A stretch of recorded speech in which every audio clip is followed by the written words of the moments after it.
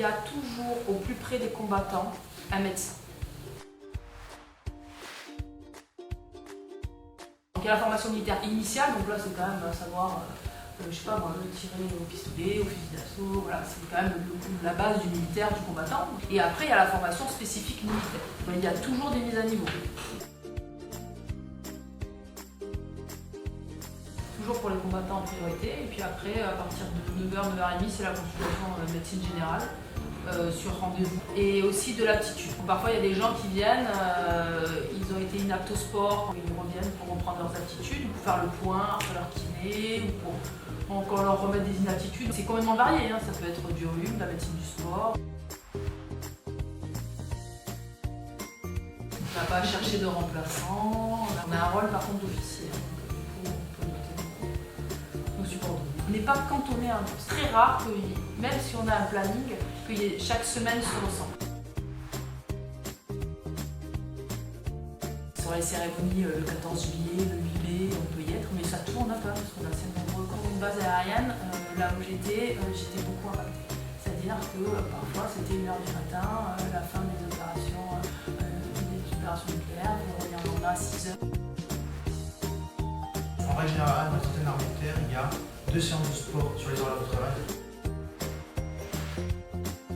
Outre-mer, oui, ici, ça dépend des antennes. Amené à soigner les familles militaires, le seul problème, c'est qu'ils sont prioritaires militaires. On leur conseille quand même de médecin généraliste. Le service de santé des armées, on est interarmées.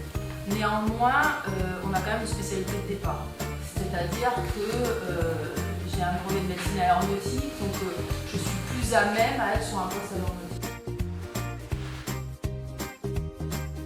Les missions extérieures, il y a 2 grandes catégories. Les missions de courte durée qui sont dans DOMCROM, en fait, donc les départements d'outre-mer, le territoire d'outre-mer essentiellement, plus la Côte d'Ivoire. C'est des terrains, pas de conflit.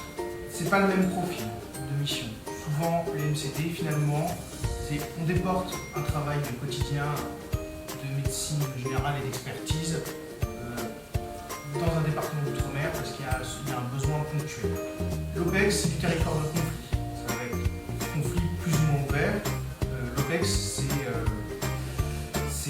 le soutien aux forces combattantes, et donc c'est pareil à ce qui peut se passer. C'est la doctrine du service de santé des armées. Il y a un médecin. Le médecin va les blessés, va de suite donner l'alerte, demander le nombre de blessés, qu'est-ce qu'il a besoin comme évacuation.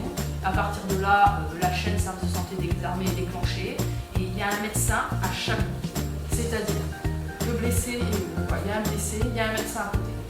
Dans l'hélicoptère, je vais le chercher, je le pose en plein milieu du désert, je le récupère, je l'amène soit à un autre avion qui va l'emmener, parce que si vous êtes médecin aéronautique pour un hélicoptère, il faut monter dans un hélicoptère, vous êtes médecin aéronautique Rafale, il faut monter dans un Rafale.